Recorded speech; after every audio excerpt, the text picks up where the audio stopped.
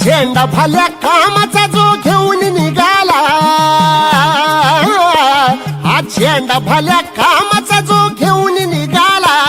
अरे काट कुट वाट मंदी पोचती त्याला, रगत निघल तरी बी हसल शाबासकीची, रगत निघल तरी बी हसल शाबासकीची,